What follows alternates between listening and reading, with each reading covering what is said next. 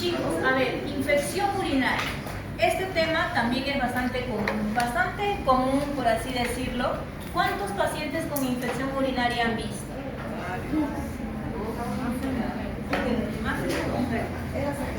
Más es en mujeres, muy bien. Hospitalizados, ¿han visto infección urinaria?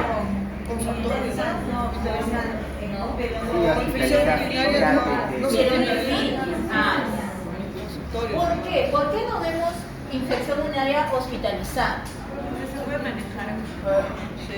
Uno de ellos es porque es más común en mujeres y por lo tanto podemos manejarlo. Las de las mujeres son más comunes, son sensibles y se pueden manejar ambulatoriamente.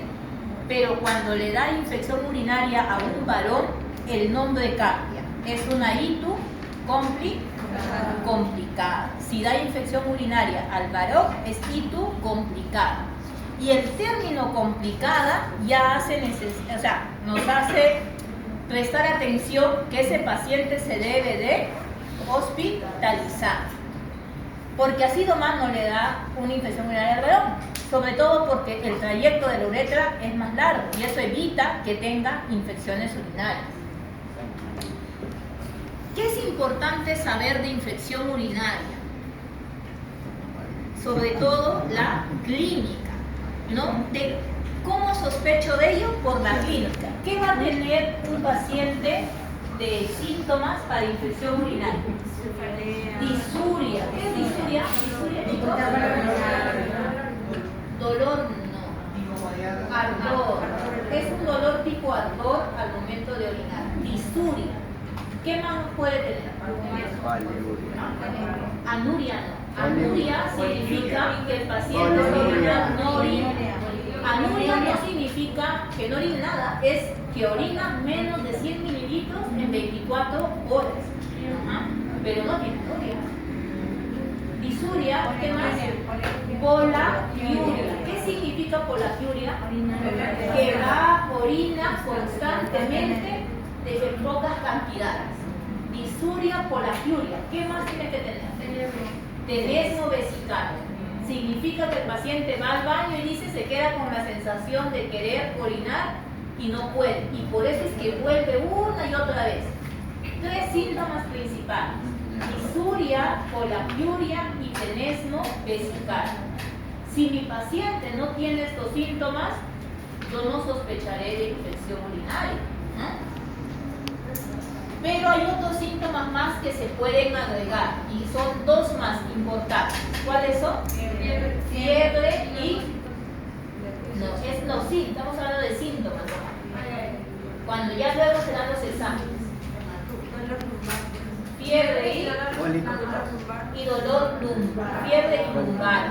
Listo, fiebre y lumbar. Entonces, los síntomas, los 3 primeros que hablamos, son los más comunes que se suelen presentar y van a ser la representación de la infección urinaria de la ITU baja. Disuria, polaquiuria, tenesmo, de la ITU baja. ¿Pueden estar en alta? También.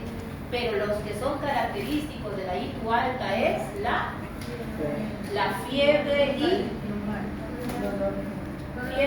lumbalgia. Entonces, cuando alguien venga con lumbalgia y fiebre, con síntomas los otros urinarios, pensaré en una ITU alta. ¿Y cuáles son las que se suelen hospitalizar? Las altas. Entonces vamos a ver el grupo de las infecciones urinarias. Los factores de riesgo para hacer infección urinaria van a hacer que un paciente haya tenido infecciones urinarias a repetición, ictus previas, ¿no?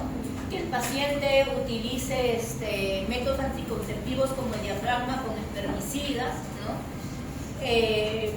Coitos frecuentes también con mala higiene, que el paciente tenga incontinencias urinarias, diabetes, ¿no? Sobre todo porque la diabetes es un estado inflamatorio que condiciona que el paciente haga infección urinaria.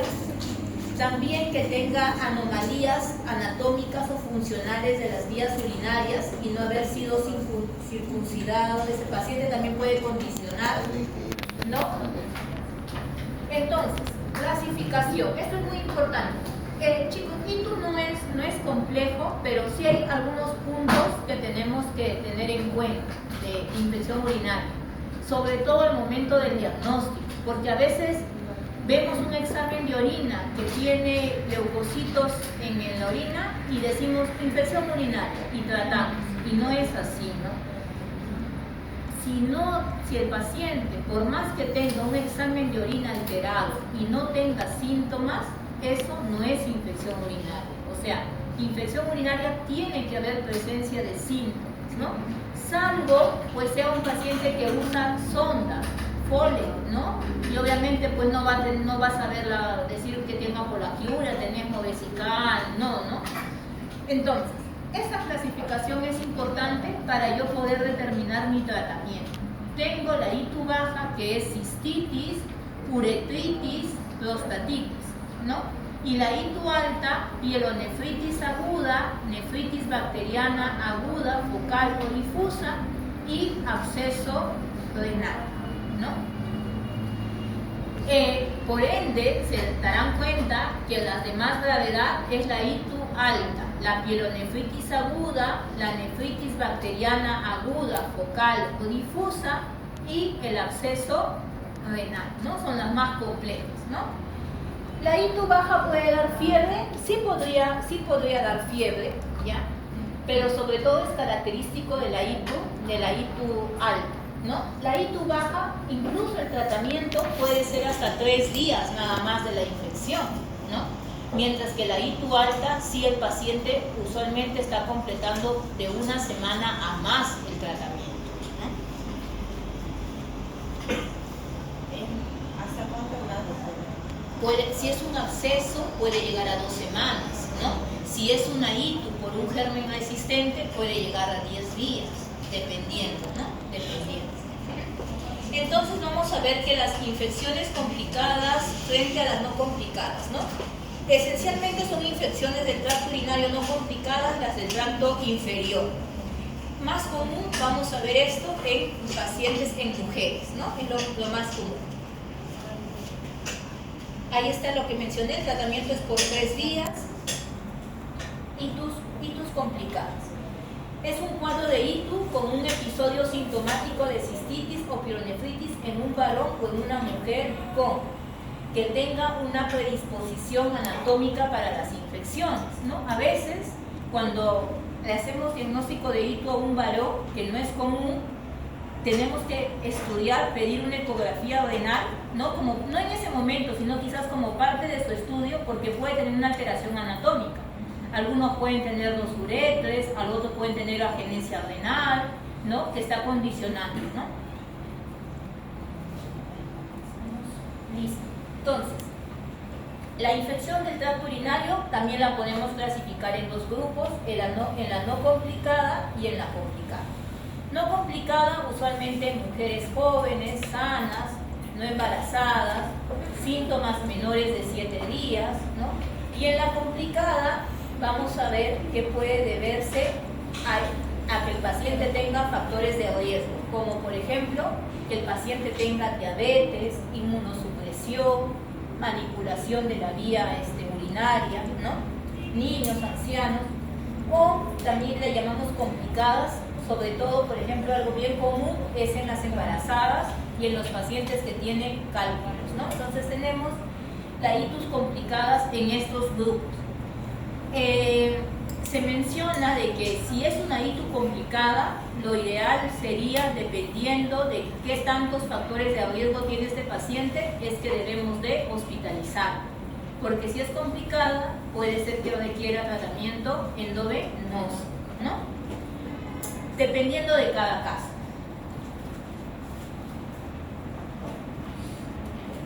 Etiología, causas de la ITU no complicada. Dentro de los gérmenes más comunes que pueden causar ITU es la E. coli, ¿no? Es E. coli. Va a causar ITU entre un 75 a 90%.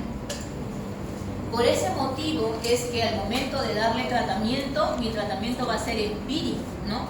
Mi paciente tiene síntomas, le pediré un examen de orina, veo que hay presencia de leucocitos en el examen de orina Y lo siguiente que pediré es un urocultivo, pero como el urocultivo demora 3 días en tener el resultado, entonces lo que vamos a hacer es dar tratamiento empírico, porque no puedo esperar los 3 días hasta tratar la infección urinaria, ¿no? Entonces daré tratamiento empírico para E. coli, ¿no? ¿Qué antibiótico daré? Ceftriaxona, es una cefalosporina de tercera generación. Ceftriaxona se puede dar endovenoso, intramuscular, le puedo dar. Y si quiero darle vía oral, ¿qué le puedo dar? Ciprofloxacino, o nitrofurantoína, en el caso de las pacientes gestantes, ¿no? Y otro de los gérmenes que se presentan pero no tan comunes es Staphylococcus saprophyticus, de un 5 a un 15%. Y ya menos comunes tenemos Klebsiella, Proteus, Enterococcus, Citrobacter, ¿no? Vamos a ver que Klebsiella, Proteus va a estar asociado a cálculos renales, ¿no? Que condicionan a que estos gérmenes habiten en las vías urinarias. Mientras que Enterococcus, Citrobacter son ya gérmenes de infecciones intrahospitalarias, ¿no? Intrahospitalarias, pacientes que han sido manipulados porque le han colocado una sonda Foley, ¿no? ¿Qué es más común? ¿Las ITU intrahospitalarias o las neumonías intrahospitalarias? Neumonía. Por ahí. ¿Vale? Neumonía, por ahí. Las ITU, las infecciones urinarias, dentro de las infecciones intrahospitalarias, las urinarias son más comunes que la neumonía. Por la colocación de sonda, por la manipulación.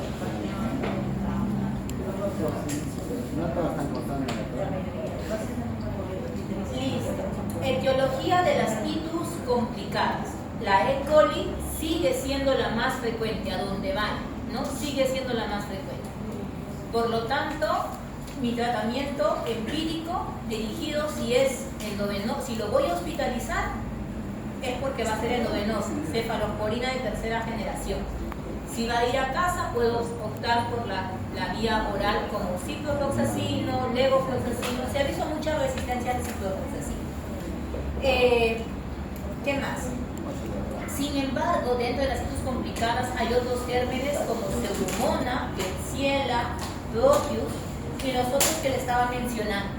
En ese caso, en las ITUs complicadas, tenemos que valorar que estos pacientes pueden estar haciendo infecciones por gérmenes que son resistentes. Entonces, miren, un paciente varón que viene por los síntomas diabéticos, viene por los síntomas urinarios, hace diagnóstico I, pero él me dice que esta ya es la tercera vez que hace infección urinaria. Lo más probable es que este paciente puede tener un germen resistente. Entonces, por lo tanto, no puedo utilizar una cefalosporina en estos casos. Tengo que dar un fármaco que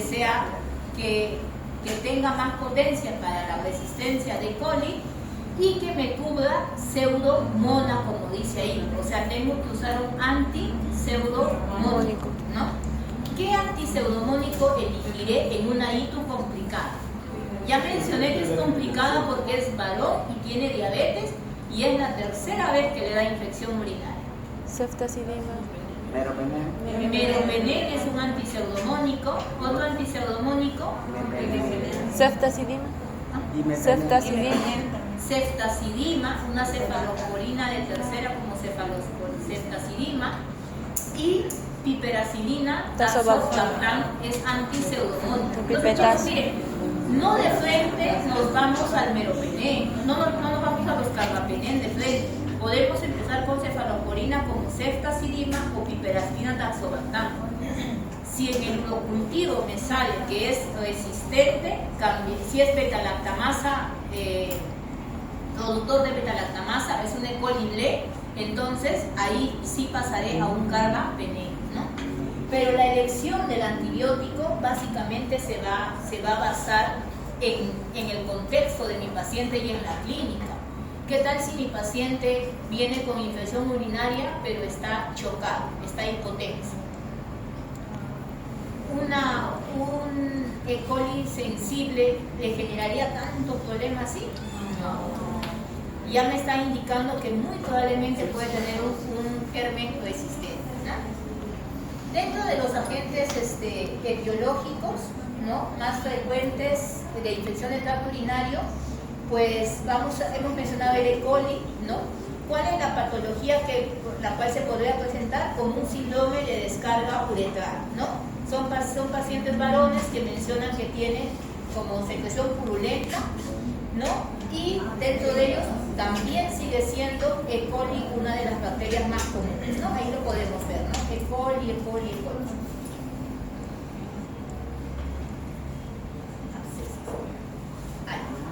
Y tenemos las infecciones, las itus algas, por ejemplo, los abscesos intrarenales, la pielonefritis granulomatosa que se presenta en pacientes diabéticos, ¿no? ¿Y por qué dará un pielonefritis? ¿Por qué desencadenará pielonefritis? Todos hacen pielonefritis, una ITU no tratada, ¿no? Una ITU baja no tratada puede desencadenar una ITU alta. ITUs a repetición. Hay condiciones, factores de riesgo para ello, como son la diabetes, ¿no? Estos pacientes pueden hacer, son más propensos a que hagan pielonefritis. Gestantes también. Inmunocomprometidos, pacientes diabéticos, que tienen neoplasias, cáncer, ¿no? Me olvidaba de un factor importante, pacientes que han sido sometidos a procedimientos urológicos, como por ejemplo extracción de cálculos, ¿no?, litotrizas intracorpóreas que han ingresado, han colocado catéteres y ellos pueden hacer itus complicados. ¿Cómo hago el diagnóstico? El diagnóstico lo voy a hacer por una prueba de elección ante la sospecha de ITU. La presencia de leucocituria o piuria, como más de 5 leucocitos por campo, me van a indicar que el sedimento está alterado. Sin embargo, no me hace el diagnóstico definitivo. El diagnóstico definitivo es a través de cultivo.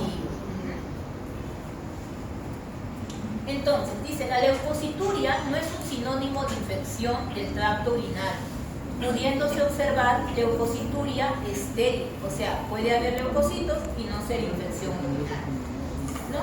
En pacientes sintomáticos, por ejemplo, que tengan síndrome uretral uretritis, puede haber leucocituria. Pacientes que tienen tuberculosis genitourinaria también pueden hacer leucocituria. Entonces, no toda leucocituria es una ITU, ¿no? Prostatitis, pacientes que tienen inflamación de la próstata, pero no es una prostatitis por causa bacteriana infecciosa, sino es una prostatitis inflamatoria, ¿no? Ellos también pueden hacer leucocitos, pero no tener infección urinaria, ¿no? Entonces, es importante que para hacer el diagnóstico tiene que haber presencia de síntomas, no es solo el examen urinario, tiene que haber presencia de síntomas. Se ha visto que la detección de nitritos con las tiras reactivas tiene una alta sensibilidad, o sea, presencia de leucocitos más nitritos apoya que sí sea una infección urinaria. Asimismo, también otras alteraciones en el sedimento, como es la presencia de cilindros leucocitarios, ¿no? Hemos visto que para síndrome nefrítico había cilindros hemáticos, ¿no? Para infección urinaria hay presencia de cilindros leucocitarios.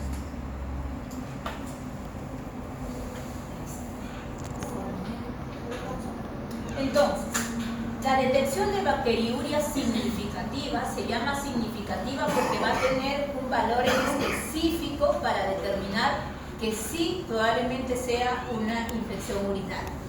En pacientes asintomáticos que no tienen nada de síntomas, debemos considerar que sea más de 10 a la 5 unidades formadoras de colonia en mujeres y más de 10 a la 4 de colonias formadoras por mililitro en varones, ¿no? En ausencia de manifestaciones clínicas, vamos a denominar bacteriuria asintomática. ¿Debo tratar bacteriuria asintomática? ¿Debo tratar? Porque sí, miren, hay más de 10 a la 5 leucocitos en mujeres y más de 10 a la 4 en varones para decir que es bacteriuria asintomática. ¿La debo de tratar? De igual manera, no creo que sea bueno dejar el germen como profilaxis. Ah, no, pero es que no ha ofrecido GER. Entonces, No, pero tengo algunos casos que sí, en gestantes, en niños, en pacientes inmunocomprometidos y en pacientes que han sido sometidos a procedimientos urológicos. En esos 4 grupos yo debo tratar la bacteriuria asintomática. No identifican la bacteria, Pero sí sale. hay leucocitos. Hay más, para que sea significativo tiene que ser más de 10 a las 5 en mujeres y más de 10 a las 4 en varones. Pero si el paciente tiene síntomas, basta la presencia de más de 10 a las 3 colonias en mililitro para considerar que sí es significativo. Por lo tanto, debo instaurar tratamiento antibiótico. Entonces, ¿qué es importante de esta diapositiva? Llévense la definición de bacteriuria asintomática. No trato a todos. Tampoco bacteria asintomática no es solamente 100 leucocitos por campo. Tampoco, ¿no? Es más de 10 a las 5 en mujeres y más de 10 a las 4 en varones. Listo. Los métodos de los diagnósticos para cada uno de ellos. Entidades clínicas, lo que mencionábamos, la bacteriuria asintomática que no trato, solo en algunos casos, cistitis, prostatitis y pielonefritis. Bacteriuria asintomática. No hay manifestaciones clínicas locales ni sistémicas, se detecta de manera incidental, ¿no? O sea, el paciente no va a presentar síntomas. Debo tratar en los casos que les mencioné, ¿no? Y hay uno más que menciona ahí, trasplante renal, ¿no? Obviamente, si se hace un trasplantado y hay bacteria asintomática, tenemos que tratar. Cistitis aguda, sus manifestaciones van a ser disuria, poliacuria, urgencia miccional, dificultad para iniciar la micción. Es lo más común, ¿no? Y eso es lo que usualmente nos va a indicar más las pacientes mujeres. Lo más común, a una mujer le da más itus vacus, ¿no? Cistitis. Prostatitis, ¿no? Paciente igualmente, dentro de los síntomas asociados la disuria, la poliacuria, dolor en zona prostática, puede haber fiebre. Y la pielonefritis aguda, que sí, su síntoma principal para pensar en pielonefritis es fiebre más lumbar. Fiebre más lumbalgia de presentación aguda, ¿no? Porque fiebre lumbalgia crónico, pienso en... ¿Y tu alta? ¿Y tu alta? No. Fiebre y lumbalgia crónico, o sea, más de 4 semanas.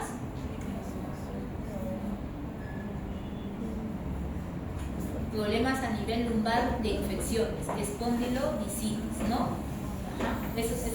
Por eso, aquí es fiebre y lumbalgia aguda, o sea, de tiempo de presentación aguda. En ese caso, la pielonefritis, ¿cómo lo confirmaría? ¿Mediante También. ecografía o también? Sí, porque se pueden formar, se inflama el riñón, crece de tamaño y se diagnostica. El diagnóstico es la clínica más el examen del urocultivo, que va a ser el diagnóstico, ¿no? Los exámenes auxiliares como ecografía solamente te hacen ver que está inflamado el riñón. Y tenemos la pielonefritis enfisematosa. Esta sí se va a presentar en pacientes diabéticos y tiene muy alta mortalidad. Por eso, chicos, paciente varón diabético con infección urinaria, de preferencia hay que hospitalizar porque hay que dar tratamiento endovenoso en estos pacientes. A menos que sea un diabético controlado, ¿no? Que podría ir a casa con vía oral, pero hay que estar haciendo, y en ellos sí, no voy a dar 3 días, ¿no? Completar siquiera la semana de tratamiento porque ellos se pueden complicar. La pielonefritis antogranulomatosa, la que se forma como colecciones a nivel renal. Esto es en cuanto a las no complicadas, el tratamiento empírico, como les mencionaba, basta con 3 días de tratamiento. Los antibióticos sí están justificados para ITU. Basta que yo tenga la clínica, tomo urocultivo, instauro mi tratamiento, sí o sí. Y debo de reevaluar a ese paciente a los 3 días con el resultado. Este es de la cistitis igual. Bueno, acá tengo una tabla esta. ¿Cuáles son los fármacos de elección para cistitis no complicada? O sea, infección urinaria en usualmente mujeres, ¿no? O gestantes. Tenemos nitrofurantoína, puedo dar sulfametoxazol más trimethoprim, si el paciente es alérgico, tengo otras opciones. Puedo dar fluoroquinolonas, ¿no? Dentro de las fluoroquinolonas tenemos, ¿a cuál? Ciprofloxacino, que hay resistencia, y el otro que usamos es levofloxacino, que es un buen fármaco, ¿no? Tratamiento para la pielonefritis, sí lo damos más de una semana, puede ser vía oral, pero como le digo, sería una pielonefritis en una mujer, por ejemplo, ¿no?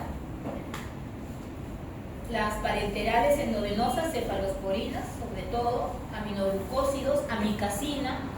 Dentro de los aminoglucósidos, amicacina, ¿no? ¿Por qué no uso amicacina mucho? Porque es nefrotóxico, ¿no? Carbapenem, puedo dar si es resistente. Hito en varones también, tratamiento. Embarazadas.